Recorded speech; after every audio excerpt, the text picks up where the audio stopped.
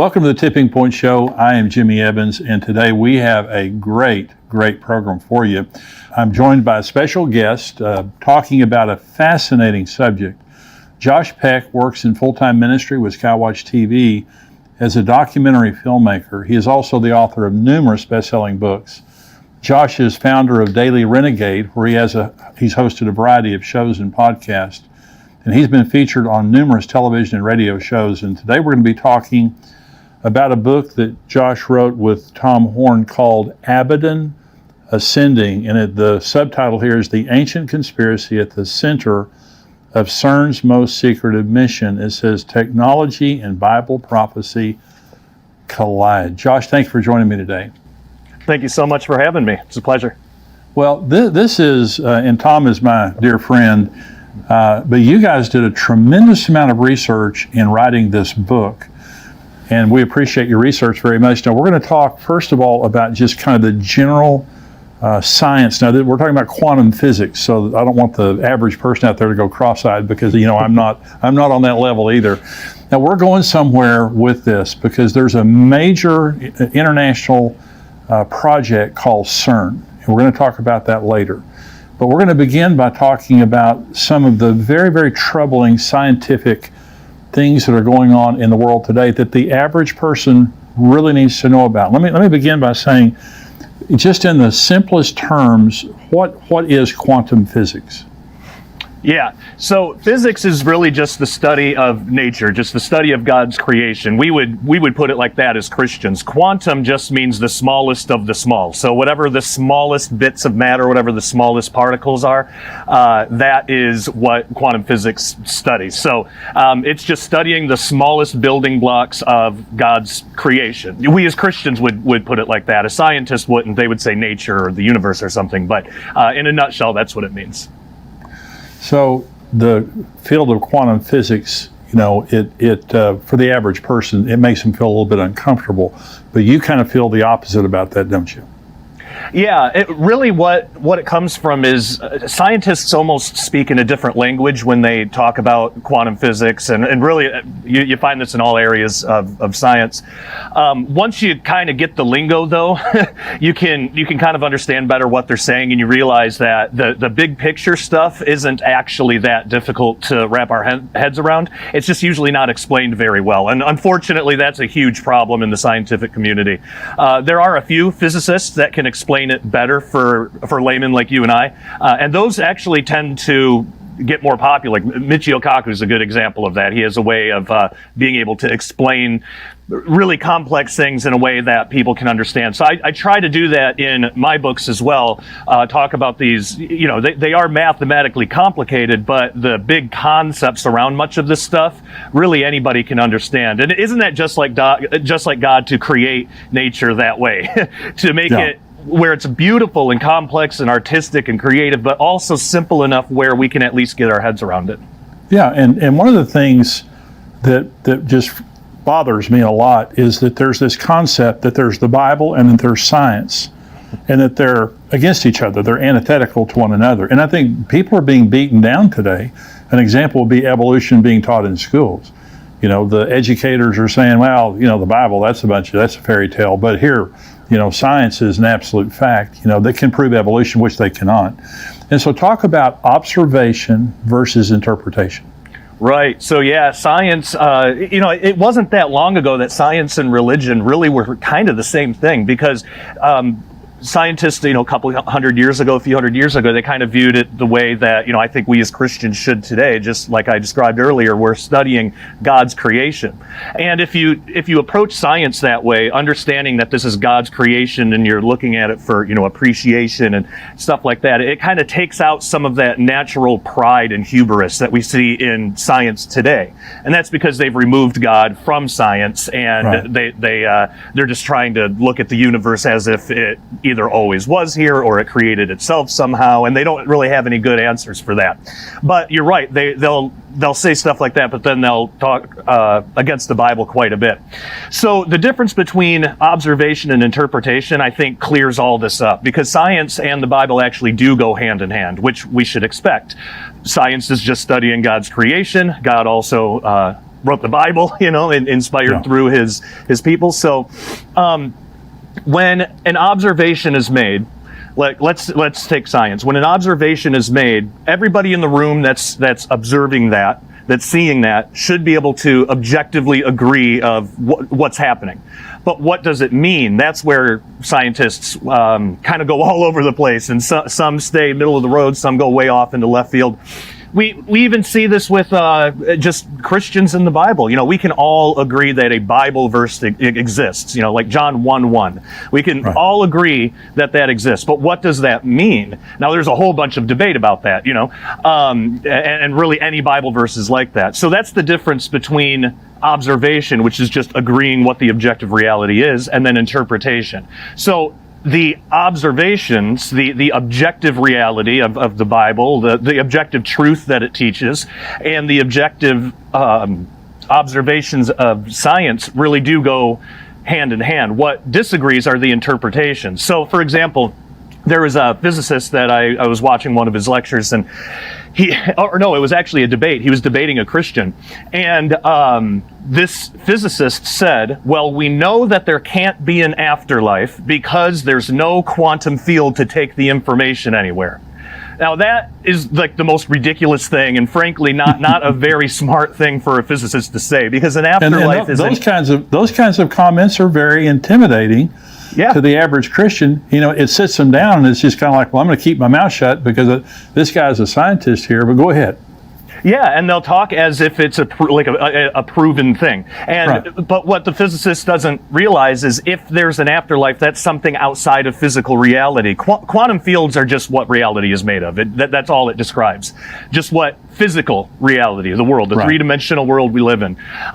It just describes how it operates, what it's made of. It says nothing about the soul. It says nothing about the afterlife, nothing about any of that. So saying that quantum field theory disproves an afterlife really doesn't make any sense. But that's how he's interpreting the very real science of quantum field theory. So the interpretations definitely disagree, but then we're just talking about different belief systems. So it's not really a problem with science and the Bible. It's a problem with just people's different belief systems. So really there is no contradiction between science and the Bible.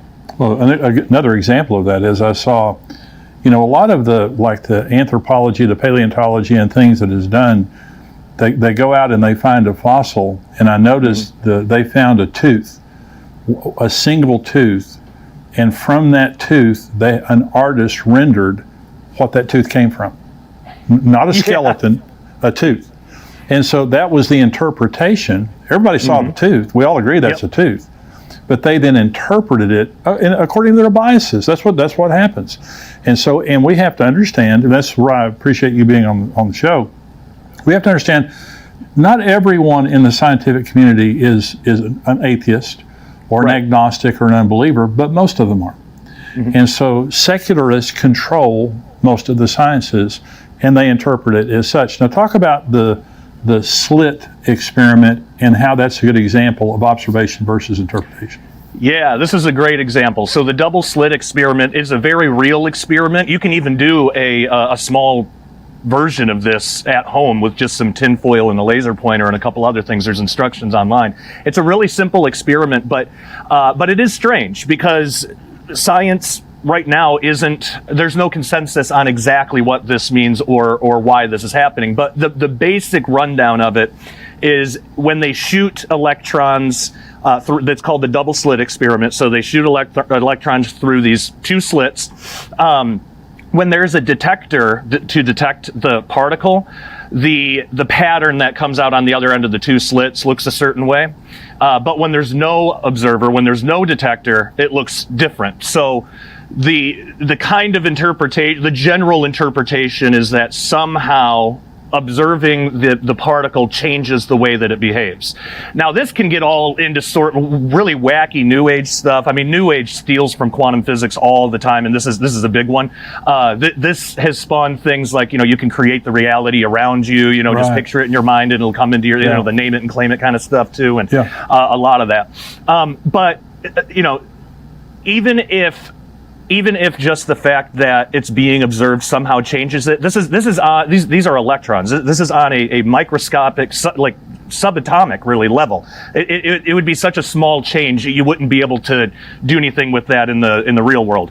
But more than that, there's simpler ways to look at this. When you have a detector, well, you're adding a detector, so you're adding a whole clump of particles, which naturally would interfere with the path of this one electron. So it could be as simple as that. So the observation is that there's different patterns based on whether the particle is observed or not. But the interpretation, why is that happening? Is it because we control reality with our thoughts, or is it just because we're putting a big clump of particles right next to it? So of course, those particles have fields and energies and like all these different things. Of course, there's going to be some kind of interaction. So it's more than likely probably that. But again, a lot of scientists and New Agers and stuff, they want to take this stuff really far and push it as far as it can go because it sells books, it gets clicks on websites. People get excited about that kind of stuff. But there's no reason to think that we are actually controlling anything at all. Just in that our bodies are made up of particles that interact with traveling electrons. So it could be as simple as that. So talk about, why is quantum physics, what does it have to do with the Bible, and why should Christians care about quantum physics? Well, it's really cool because quantum physics says that everything in reality is essentially energy. But what's interesting is physicists don't know where the energy comes from. Now, we as Christians do. God spoke everything into existence. Right. But this energy is still being sustained from somewhere. And in fact, depending on which physicist you talk to, some physicists will even admit, well, we know that the energy comes from somewhere, and we even know that it can't be from our three-dimensional universe. It's somewhere outside of it. And most physicists, that's as far as they'll go, because that's a little too close to saying that, hey, maybe God exists, That's right. So even just from that standpoint, having a basic understanding of quantum physics is, I think, beneficial for the Christian if the Christian is important or interested in that topic, but also just to disarm against deception, because again, we have scientists will just flat out lie about what certain experiments mean and what absolutely.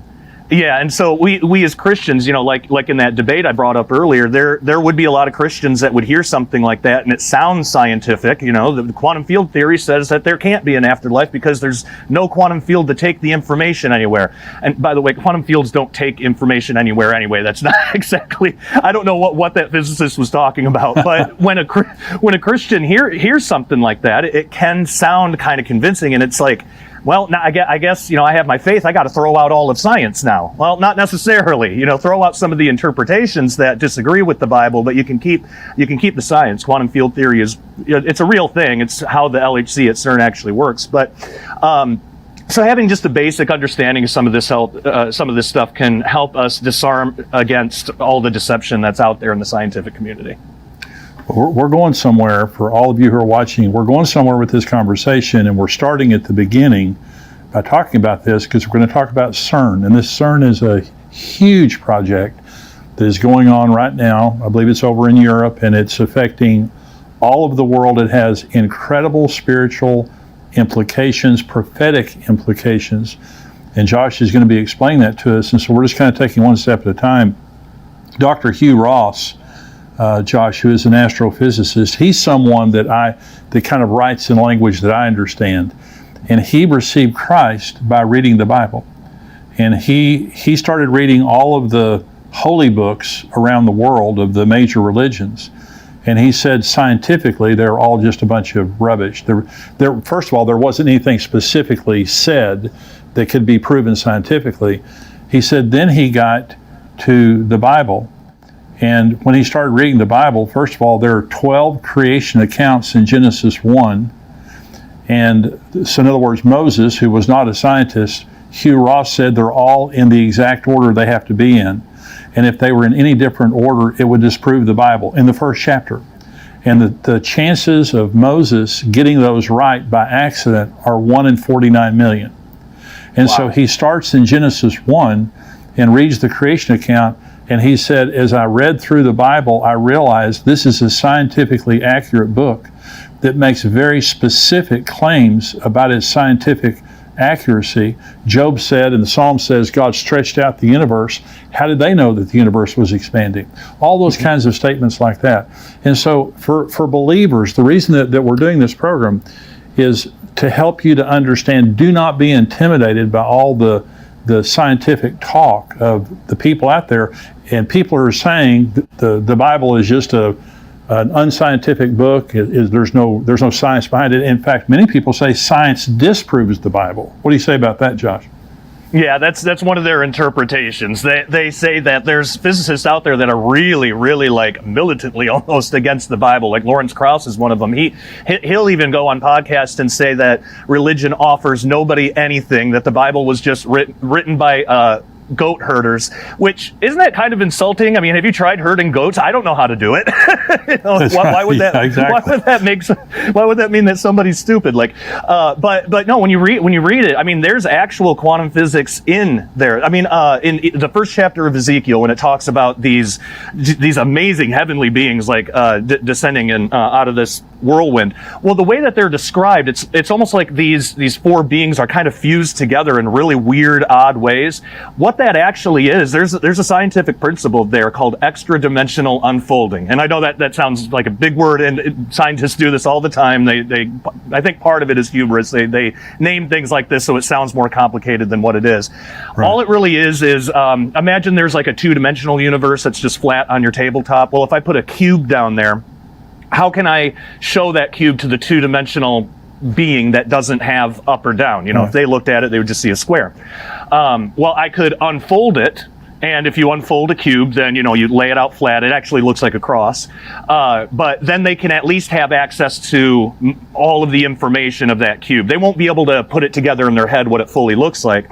Well, so the thought experiment is used to explain how a four-dimensional object could be unfolded into our own three-dimensional universe. So, right. A hypercube. If you unfolded it, it actually would look like, in our universe, and we'd be able to see it, it would look like a cross with two extra arms, kind of, wow. made of cubes. So, but if you did that again, like if you did that too many times, eventually these parts, like if you tried to unfold it again to show that to a two-dimensional being this time, some of those flaps are going to start to overlap, and to the flatlander, to the two-dimensional being, it would look like those parts were melding together, and that is exactly what Ezekiel describes. And so we're seeing something that actually has a scientific name to it. It's only a few decades old, yet somehow Ezekiel 2,600 years ago was able to, it's because he was just describing what he saw. He didn't know anything about quantum physics, but we can actually show that now, which is really phenomenal. So yeah, it's all over in the Bible. So talk about dark matter from a scientific perspective, but a Christian might interpret it differently. Yeah.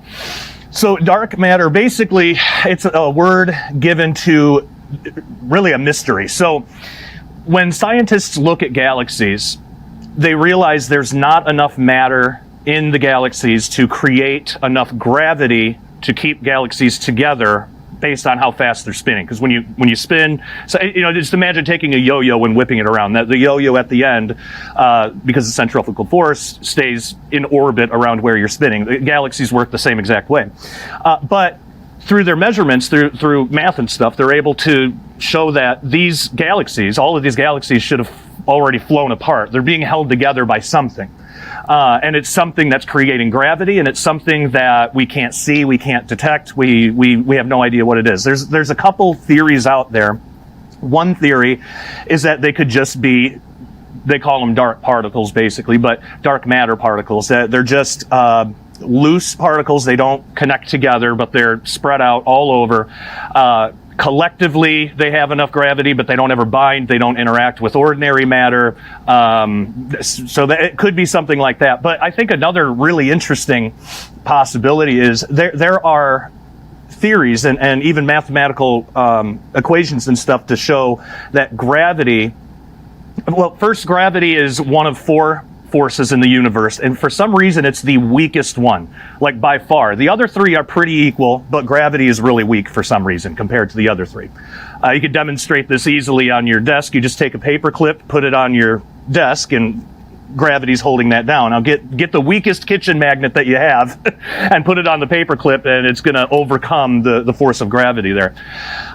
So scientists have been wondering for a long time, well, why is that? Why is gravity so much weaker? And the possibility is that gravitons, the way they've been able to show in mathematics, so the graviton hasn't been discovered officially yet, but they know that it exists because there's a gravitational field, and the field is what produces the particles. So if there's a gravity field, there's a graviton. But what they've been able to show through math is that if higher dimensions do exist, if there is a fourth dimension of space somewhere, gravitons would have the unique ability to actually bleed into these other universes, and possibly that's why gravity is so much weaker than the other forces. Well, if that's true, the opposite would be true as well. If there's four-dimensional or higher dimensional matter out there in the universe, the gravity from that would affect our universe too.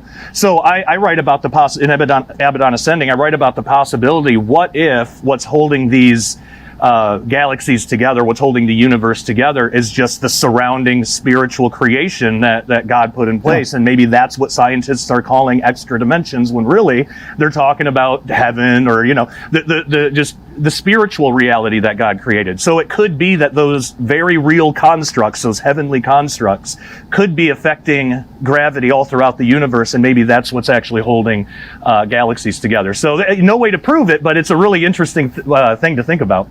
Well, it's interesting that science can't tap into it, and that in itself shows you it's not of a scientific value or scientific nature, not science as we know it. Talk about the rainbow gravity theory and why that's dangerous for Christians. Yeah. So a few years ago, there was a theory put out, and these kind of things happen all the time. So rainbow gravity theory is a good example of a common trend. The trend is basically science will come out with a theory and say, if this is true, then it disproves this certain thing about God. I mean, they're like obsessed with the Bible with how much they hate it. But so specifically with rainbow gravity theory, the only thing that it says, and I picked this one because to me it was the most ridiculous, the only thing the theory actually says is that gravity just affects different wavelengths of light differently. So not a big deal. Gravity would be a little stronger for like a red wavelength than maybe a blue or green, so they call it rainbow gravity. The idea is if you saw light go into a black hole, because because gravity operates differently on different wavelengths, you would actually see a rainbow. So, okay, kind of cool thought. But then somehow, and I've never gotten a good explanation of this, somehow they said that if that is true, then it means that the universe could not have been created by God, and there can't be a God, there can't be a point of creation. And I don't know how they reached that, how they bridged that gap, but somehow they did. So I wrote about it in the book, and I said, first, keep your eye on rainbow gravity theory, because that second part is just the interpretation. It would not mean that. All it would mean is exactly what the theory says, that gravity operates differently on different wavelengths. I don't know why that would have to mean that the universe is infinitely old, or there's no God, or there's no time, or whatever they were trying to say with it. But they do this a lot. So I haven't heard anything about it in the past few years. I'm imagining that theory probably died, but who knows? It's something to keep an eye out for. But the main thing is that that's just one example of a larger problem. Every couple of months, there's going to be a new article coming out, where some scientists is saying, okay, here's a theory, and if this is true, it proves there can't be a God. So yeah, that's in a nutshell, that's rainbow gravity theory. If it does turn out to be true, I mean, imagine that. There could be a day where, a Christian gets up, turns on the news, and the news reporter is saying, well, scientists have proven rainbow gravity theory, and we now know that there is no God. And we wouldn't know that. But hearing that on the news could be really jarring for a Christian, and then the Christian would say, well, I got to just throw out science altogether. Science is saying there's no God, so science can't be real. No, that's not exactly what's happening. It's the interpretation that they're putting on the experiment or the discovery or the mathematical theorem or whatever. It's just the interpretation that clashes. So that whole thing about God not existing, that would be an interpretation of something that may be like a real natural phenomenon. Well, going back to the theory of evolution, it's a theory. Yeah. It cannot be observed. It cannot be replicated. But now I do a teaching on this. But Charles Darwin doubted evolution. There's a book that thick called Darwin's Doubts. And one of the things that caused him to doubt evolution was the human eye. The human eye is incredibly sophisticated. And in his book, Origin of Species, he talks about it. He said, I agree, it's absurd to believe that the human eye could come from chance. Okay. Then he explains it away. But what Charles Darwin didn't know is every cell in our body has a 4 billion letter long coded sequence. It's a code. And if there's a code, there had to be someone that writes that code. There's no such thing as a computer code without a computer programmer. Okay. And so he didn't know about the human DNA. I do not believe he would have ever published Origin of Species had he known about DNA. The other thing is the theory of relativity, E equals mc squared. Einstein proved that time and space are created dimensions.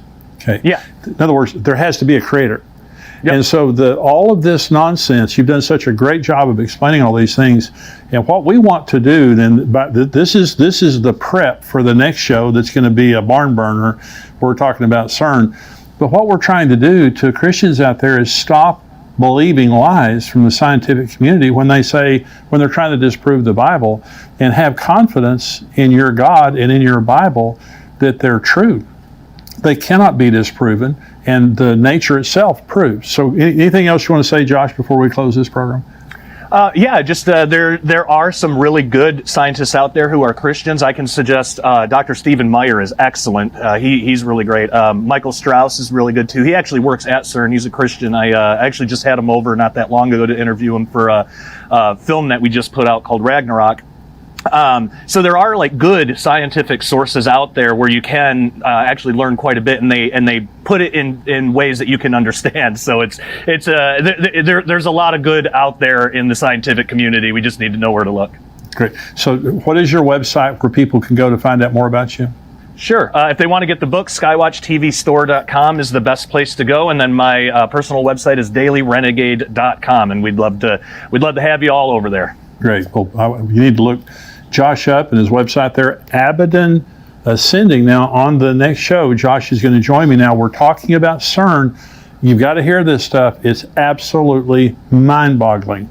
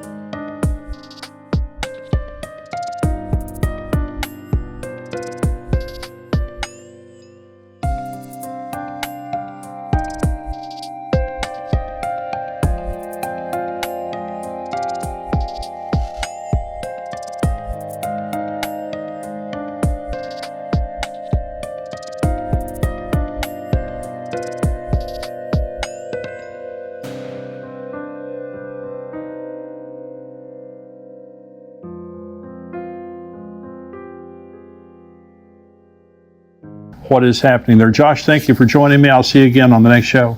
Sounds good. Thank you. God bless you. Goodbye.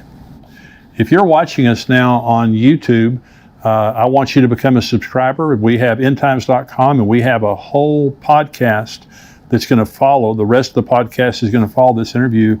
With Josh, I'm talking about items in the news related to Israel and Iran. I'm also answering questions from our subscribers. And so if you're not a subscriber to endtimes.com, go to endtimes.com. It's $7 a month, $77 a year. We would love to have you be a subscriber. And if you are a subscriber, you cannot watch the full version here on YouTube. You need to go to endtimes.com to watch the full version. God bless you. Stay tuned.